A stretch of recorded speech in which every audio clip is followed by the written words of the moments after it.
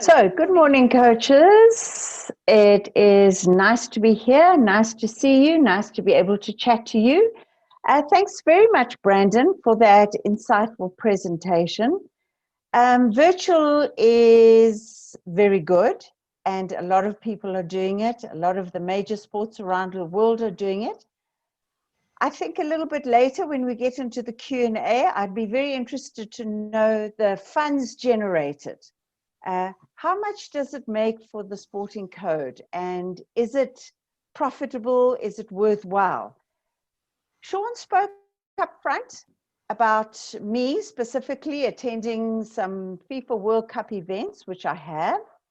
I've been to France, I've been to Korea. I haven't worked on an Olympic Games. What I have done is worked on the Island Games, which is a form of Olympics. It took place in 2015, I think it was 2015. I went all the way to the Jersey Islands and I was on the organizing committee for that. So sure, I have to say that I feel very sorry for Japan, but we'll go through the figures in that a little bit later.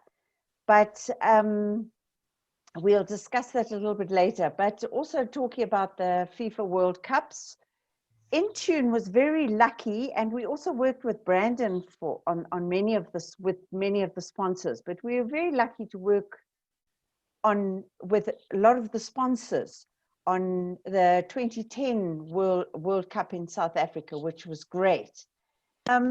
So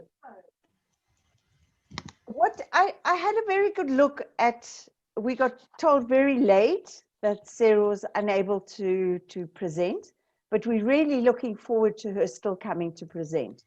But I had to look really hard and really deep to think, what can I say to you coaches that would be of extreme value? And the topic today is obviously the impact of COVID, which I'm going to just expand upon. And I thought about it, and I thought, now let's get down to basics. So in my presentation, I want to focus on the COVID and how businesses have all pivoted during these times. But what about you coaches? Have you all pivoted? What have you all done? And there are ways. And I looked at it, and I looked at the role of coaches in the future is going to be completely different. And this is your chance to become more than just a coach. So I want to get down to the basics and look at sport. Let's take a deep dive into sport. What has COVID taught us? COVID has taught us that, first of all, we can't be stayed in our thinking. We've got to think laterally. We've got to be able to understand. We've got to be able to change quickly. We've got to be able to change often. And I find it actually very, very, very exciting. We've got to embrace this as exciting. You know, some of the coaches have come back to us and say, no, they want to, there's a very, we've noticed, and I really, please don't be offended, any coaches, but it's not the time to be narrow-minded about anything. Brandon spoke about some of the older guard. They don't like this virtual events and things like that. But COVID has taught us, hey, the world is huge. It's filled with opportunities. Get out there and try something new. So I'm going to take a deep dive into sport.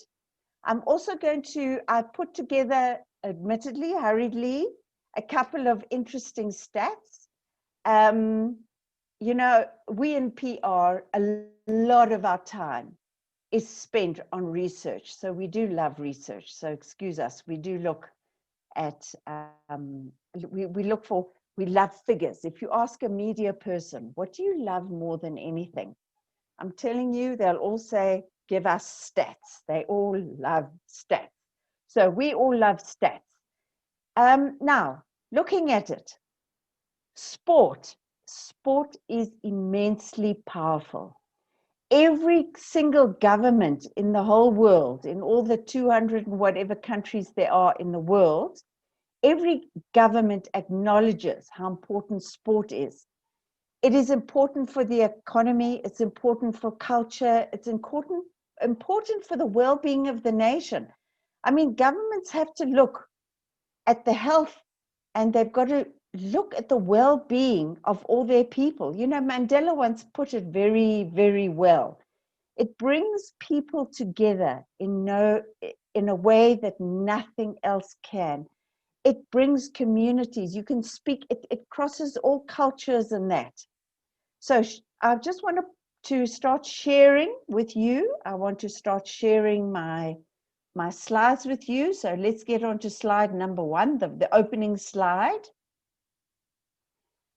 So did you know, there we are. We're just showing the slides, right? On to the next one, right. Did you know that sport impacts every single one of us on the planet? Yes, all 7 billion of us. Now you must be sitting there saying, what? How on earth can that be a fact? Well, at some stage in our lives, we will participate in some form of sport. And I'm including exercise here. You know, I did a lot of research yesterday on sport and exercise. You know, we start from the time that we can walk. We all kick balls, girls, boys, we all kick soccer balls. We try our hands at shooting for goals. We play chasing games, we run races, we jump, we skip, we do all sorts of things. We start as kids to exercise, and we continue throughout our lives. Just as a little offside, I've got a 92-year-old mother.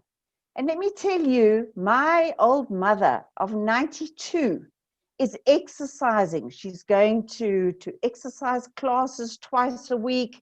She's doing biokinetics. We have to keep active. If you're not active, your whole body crumbles. So we are physiologically built to do sport, to do exercise. And I want to say that I'm referring to everybody, whether you are able or whether you are differently abled, you will always participate in sport. And it all starts from the youth. Yes, youth coaches have an extraordinary important job to do but you never get the recognition you deserve. You are the ones that get kids interested in sport. I want to call sport a brand. You know, being in business, we're always talking about brands, and that is exactly what sport is. Sport is a brand. So you are the ones, you as coaches are the ones that create and build and deepen brand love, sport brand love. Never forget that it is up to you to get these kids to grow. You are responsible, particularly the youth coaches, to get your people interested. You determine how much you get paid. And you know what? You look at all the top sports and you see how much they get paid. But why can't you get paid that same amount of money? It's time to look at what you are doing, and it's time to be handsomely rewarded for all your hard work. So now I want to have a look at, well, I get a little bit more research. Let's look at the next slide. I scoured the internet to find these stats, and it was a lot of fun. Did you know that there are over 8,000 different sports played around the world? Now, the Olympic Games, for example, the biggest international sport in the world, only profiles 44 of these. Yes, this year they were going to add, I think it was five extra sports onto their sporting codes. And this includes the winter sports, the summer sports. Now, when we dive into these 8,000, we include the indoor sports, we include the outdoor sports, even sports where you don't necessarily have to be fit. You can sit on your butts and just think, like I put up this one on chess here. Yes, I had a great time looking at a lot of these sports out there. It was so much fun because I must say I had a great laugh at some of the sports. A lot of them are really hugely fat people. So you don't have to do sport outdoor. You can do indoor, but they still call it sports. And there are some very obscure sports. So let's get on to the next slide. I had a look at some of these sports. So first of all, there's chess boxing. I looked at chess boxing. Yep, I'm afraid there is chess boxing. Yeah, that was very interesting. And I've given you the countries as well. So you don't think that I'm sucking this all up. Now, let's look at the next one, axe throwing. Right, let's get on to the next slide because we're getting a little bit more daring.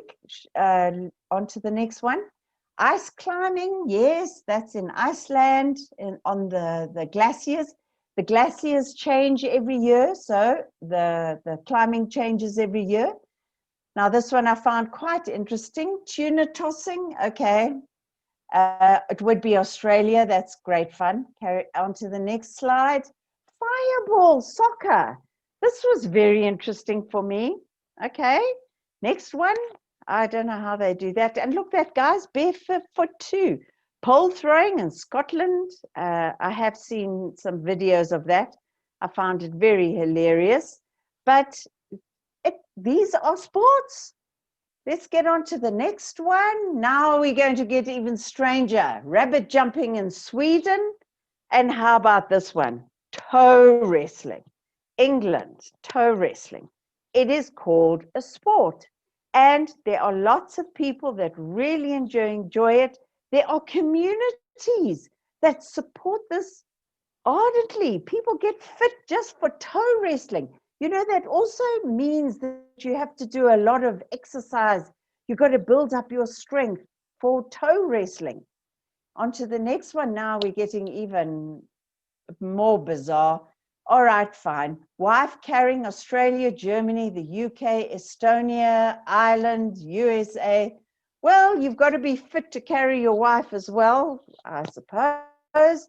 And this is a more recent sport.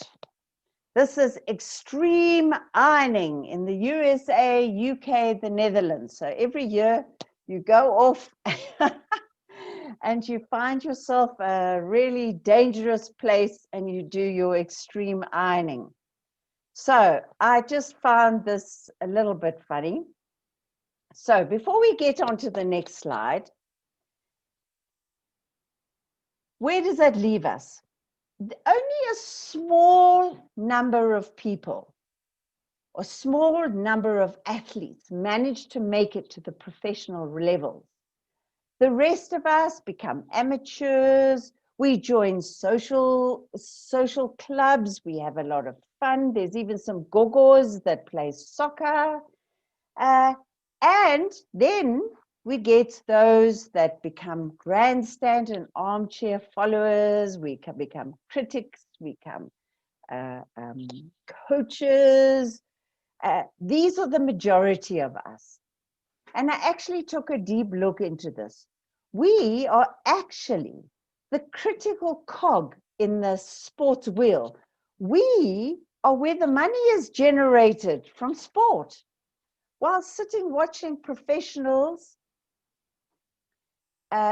never underestimate your specific power, the power that you have in the sports arena. You are needed to buy the replica kits, the sports kits, the exercise kits, the sports equipment, tickets to games, and so forth. I believe that sporting codes will really value the armchair followers now, post-COVID. and really understand their value. Perhaps we are all taken a little bit for granted.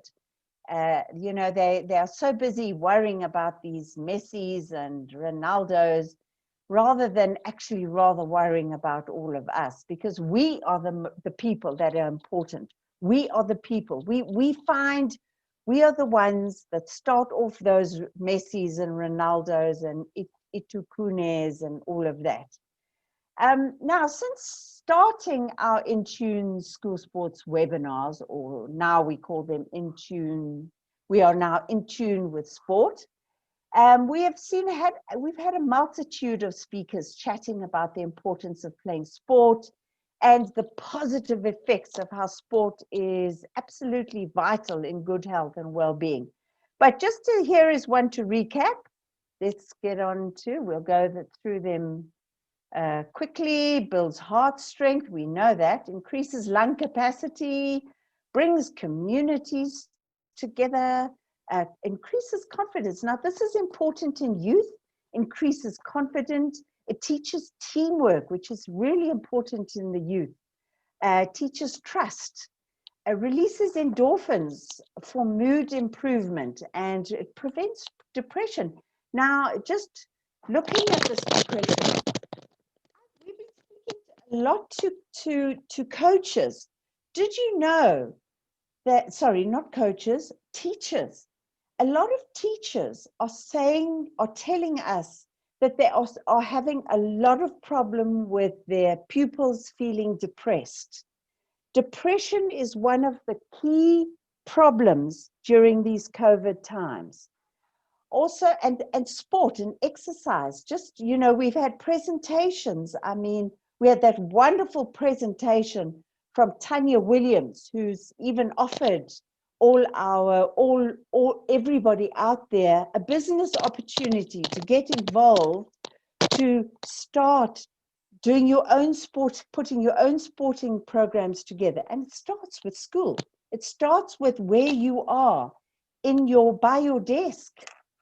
Getting on, it builds bone health. It reduces stress. It builds leaders. A lot of people have said that they use sport to teach leadership qualities. Next, it builds trust. People learn to trust. It improves the immune system. Yes, that's very critical in COVID times. We need a strong immune system, and sport does that. And finally, it helps us sleep better. So all these sport, yes, it's your role to help prevent all of this. The role of the coach can never be underestimated. I hope that's given you a good understanding of how important sport is. And all you coaches watching today, you need to understand your value, and you need to go out there, make a huge difference. Go out there today, and I want you to feel good about yourselves, good about the work that you do. Okay, now that I've made you feel good, along comes COVID and puts a stop to any sport. You know, we have to be honest. COVID-19 has not done us any favors. Yes, let's be honest. Sport has been seriously affected by this unseen virus floating around the world. But sport is what all governments are trying to introduce to keep kids and adults from picking up weight while being indoors, to cut stress, alleviate depression, and so forth. You know, I've got many friends in the arts, actors, actresses. Those are a lot of my core friends. And they are moaning like mad because the South African government, you know, they split sport and art and culture. They've now brought it under one umbrella. And they are saying whenever they go to government and they ask for money, it's all gone to sport. So they're bemoaning the fact that all the government aid during these terrible times is coming to sport. And all us in sport are saying, no, it isn't. But there can be no doubt that COVID has impacted us. It has globally impacted economies dramatically. I went out there to look for all the figures. I'll show you a little bit just now. But the true effect on finances will only be completely tallied up once this is all over, which is we don't know. We don't know when this is going to be happening. Will it be mid-2021? There's a lot of people that are even saying only in 2022, because fans can't go back into the stadium yet. It's not safe. We need the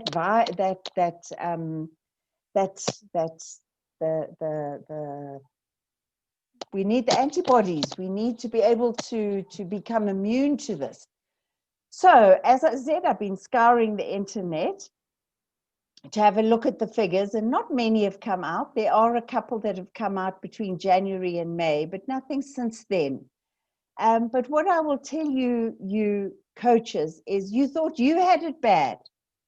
Well, don't worry, you're not alone.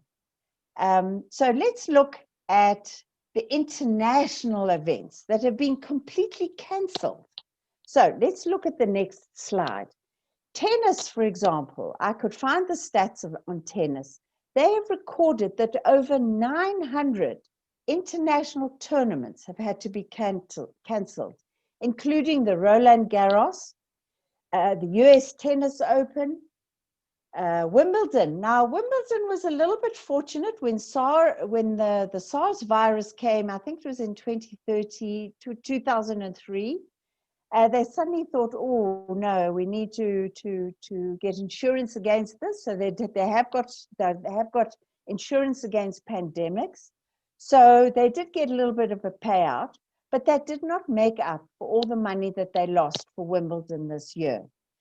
Now, for the first time ever, can you believe it? In 1954, the first Monaco Grand Prix took place, and this year was the first time they had to cancel it. And of course, we chatted about the Youth Olympics. Now, what is so sad about the Youth Olympics, to me, this is perhaps the most tragic part. They've cancelled it completely. It's not going to take place next year. So they have cancelled it because of the age group. They've cancelled it completely, which means that Youth Olympics will not take place for 8 years.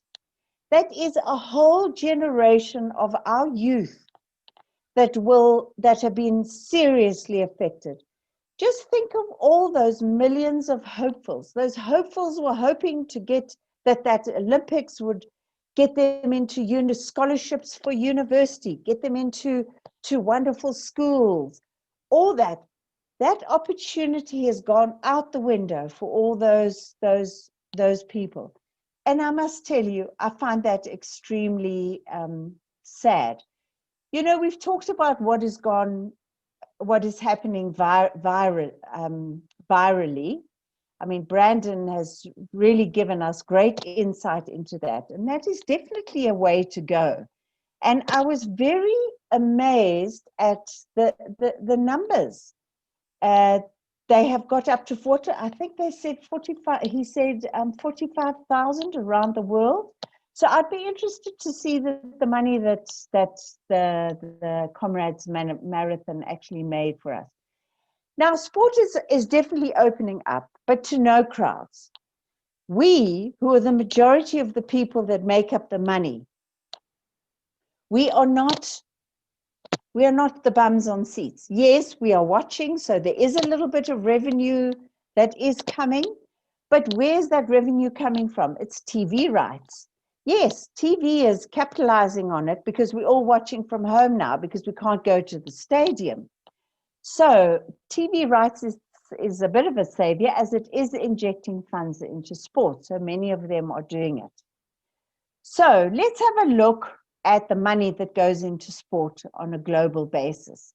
Globally, US dollars, 756 billion is spent on sport annually. The USA tops the list. They spend or 452 billion US dollars goes into sport from the USA. Europe, it goes to 250 billion US dollars. And watch out for China. Europe is 250, and watch out for China, because China is fast coming up. Hey, they say that the figures, we don't know the figures. We don't know if we will ever know the figures, because we know what is going on.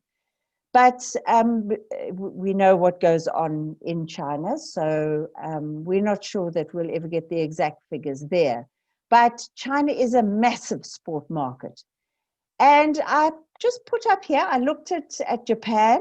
Japan spent 26 billion US dollars on preparing for the Olympics. Now, that's a huge amount of money.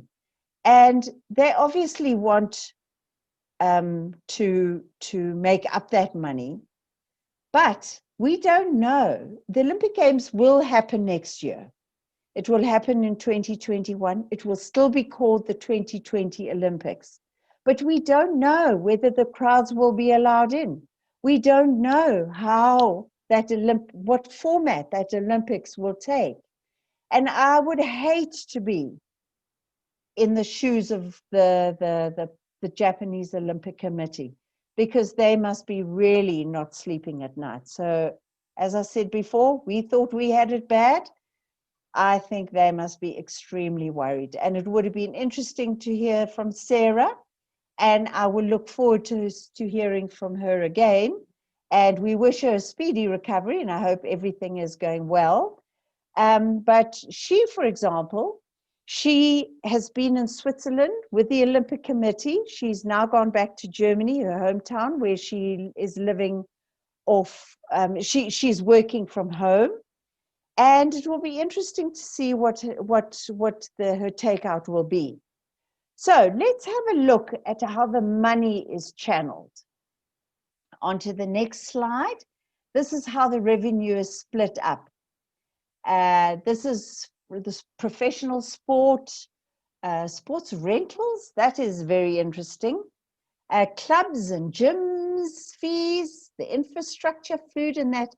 But you know what? That does not include the money that goes into development, the developing a professional sports person, sports activations, companies such as Intune Communications, Vision RSM, who are chatting to you today, from all the coaches, the youth, grassroots sport, all the youth tournaments. It doesn't include all of that. So the money that goes into sport is absolutely phenomenal. Then, of course, there's the private and the public educational institutes. So I hope you're getting the picture here. Sport is a major contributor to the economy and the social development in every country around the world. COVID has changed the landscape completely. Now, I did quickly find a slide, so we'll put up the next slide. Now, these are the only losses that I could find, losses between January and May. So, fan spending on professional sports lost. What did they lose? 3.25 billion US dollars. I mean, that is phenomenal. And that is just between January and May this year. Tourism related to youth sport, 3.25 billion US dollars. That's just on the youth sport. You see, guys, all you coaches out there, you see how important your role is in the world? Go out there. Don't underestimate your power. Go and make it work. Pivot. And you can also make the same amount of money that all these other people are doing. You just got to find that will. You got to think laterally and make it. So that I found very interesting. Television revenue, US dollars, 2.2 billion. That's how much they lost between January. And that's actually the least And who are the ones to recover the most? Television. So the television are the ones that are feeling the least impact on COVID. But let's see in the next couple of years, let's see what will happen. So I hope you are all feeling excited and you are all feeling encouraged. Sport affects all 7 billion of us in the world, and it will always be the case, because to keep fit, to keep healthy, we have to be on our feet. We have to be jogging. We have to be running. We have to be going out there. We have to be doing something, doing exercise. Now, the takeout of this in my presentation, which is nearly over, and then we get on to the question and answers. The money lost during COVID is gone. It will never be seen again. We can't say, and I chatted about it in my presentation in our first webinar all the way back there in July. But to recap,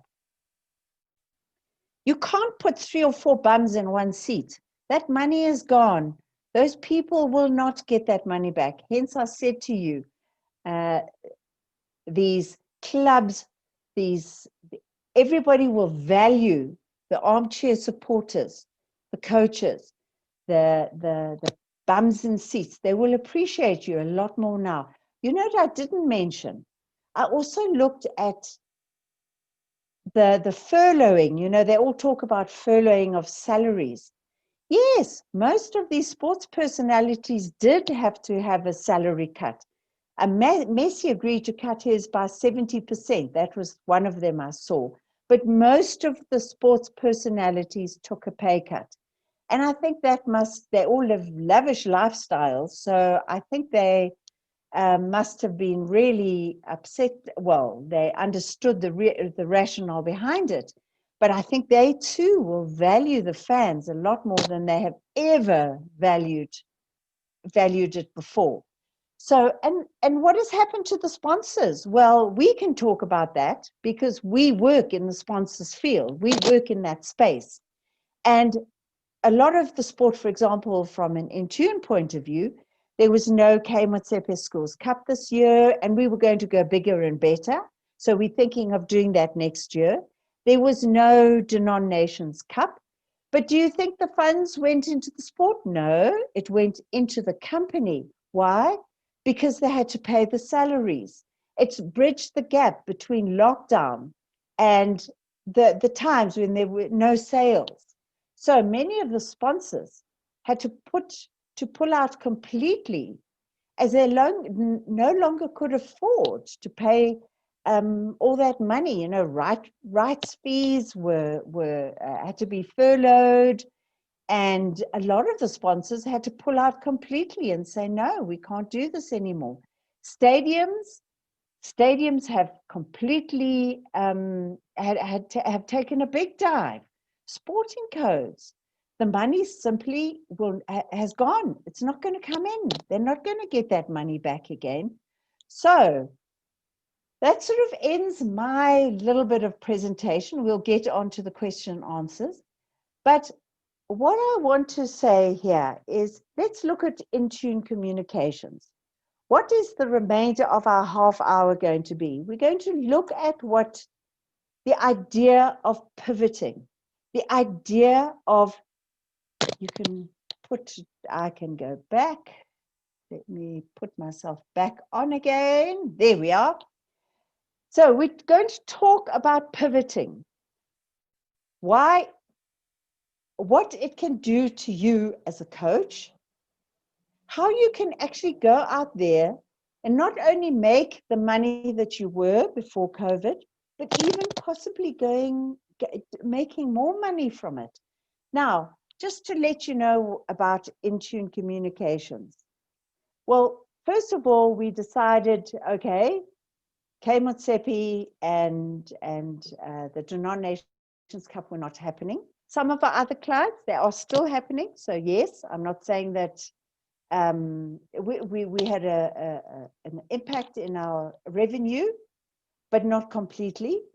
And so we decided, okay, fine, we will use that time to rebrand. We rebranded ourselves. We looked at our website, we refreshed, we went online. I'm a great believer that you can never be overqualified, sorry. You can never be overqualified. And I love learning. So learning is one of my key attributes. It's one of my key takeouts in life. What do they call it? So I really enjoy learning. So we did a lot of learning how to go online. And a lot of things are beginning to start to go into the pipeline.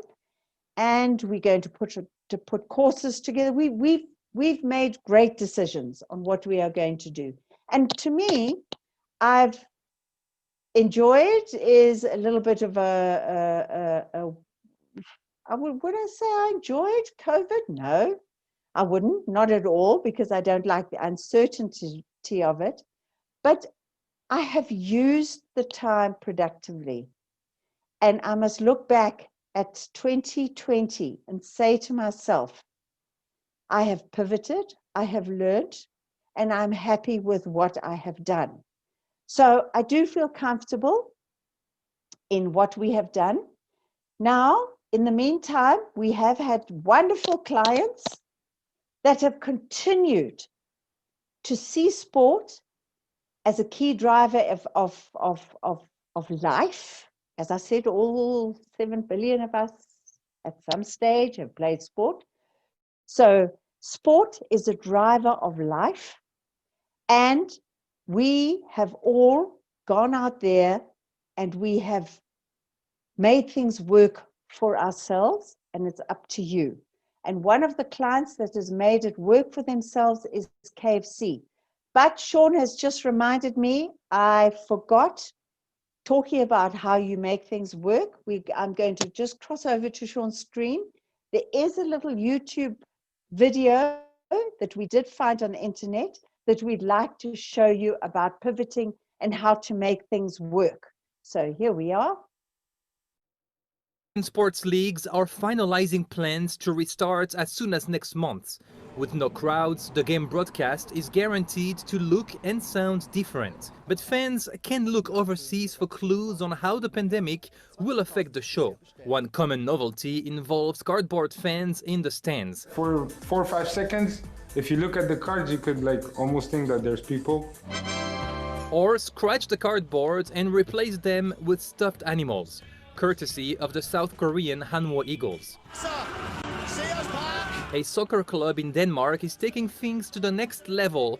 With a Zoom watch party for thousands of fans, it displays live in the stadium. Here you could see the families at home watching the game, and that was quite fun. We had some pre-recorded noise, and then we took some noise from some of the different meetings, and then we mixed that together to create some sort of an atmosphere sound at the stadium. And then there is an app in Japan that lets soccer fans cheer or boo players from the comfort of their couches. A simpler idea to enhance game soundtracks is for live broadcasts to add artificial crowd noise. That's what Germany's top soccer league did, with mixed reviews. I remember watching the first game that was broadcast in the German league, and it was silent. And then the next week they added crowd sounds. And I got to tell you, that made a difference. After a while, I think it actually detracts because it's so loud. It never ends. It's just like this droning on. So maybe it needs a balance. Fans can expect the same in the US. Networks are reportedly trying to come up with pumped-in noise that sounds as authentic as possible. They're going to do a whole series of experiments, and someone's going to crack it. The curtain on reimagined American sport will rise with Major League Soccer and the NBA, both expected to start in July at the Walt Disney World Resort in Orlando, Florida. Having Disney kick this off first is going to set the bar really high for everybody else. This is a great opportunity for somebody to make a really cool name for themselves and deliver something special for us at home. Ben Chamiso, Newsy, Chicago.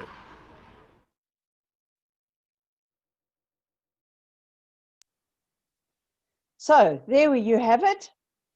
Now, I do know with regards to the cutouts, you paid to have your face put on the seat, and that was a form of revenue for the clubs. So there are ways in which you can look and see what you can do to make that little bit of money that you're not getting during COVID.